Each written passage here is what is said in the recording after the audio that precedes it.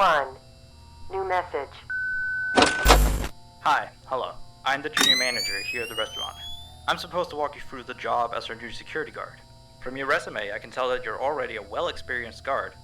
But, it's protocol, so I have to walk you through the basics anyway. So, let's get started.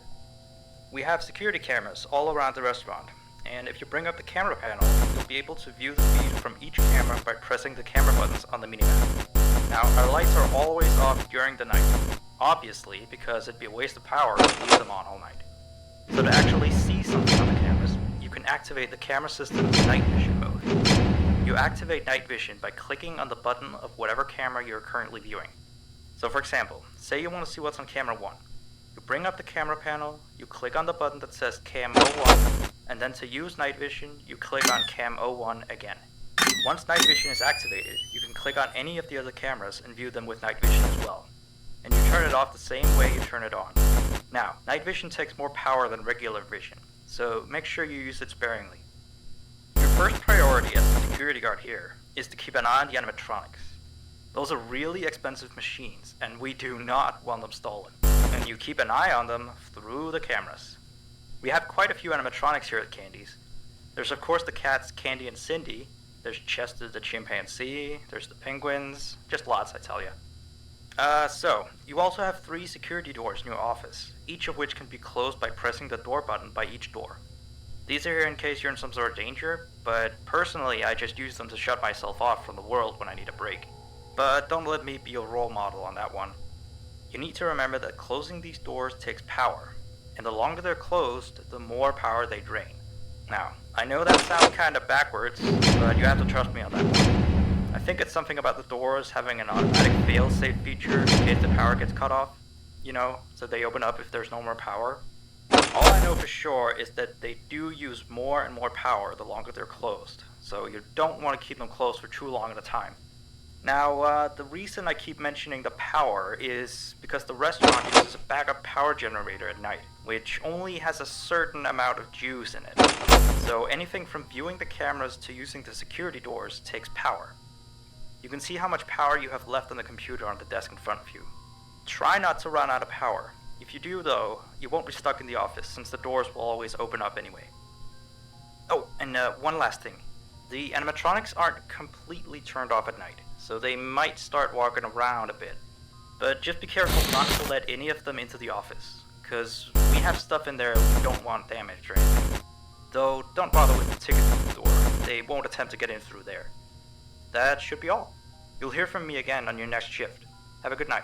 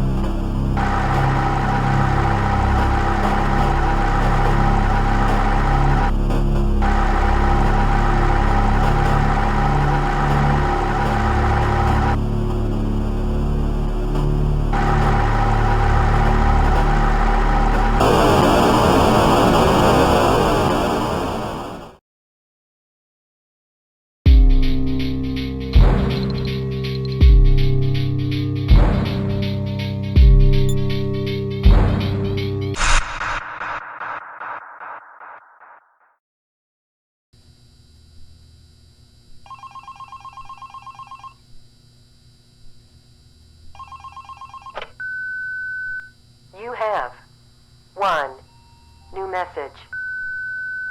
Hey there. I put up a note today to gather some intel on the animatronics from the other employees. Just to get a list of the issues we've had with them. They've written down some stuff here for you, so let's see. Alright, so obviously the animatronics walk around at night, you know that by now. They try to get to places they shouldn't be. Yep. They act weird after dark. Yep. They don't like adults. I mean, I suppose.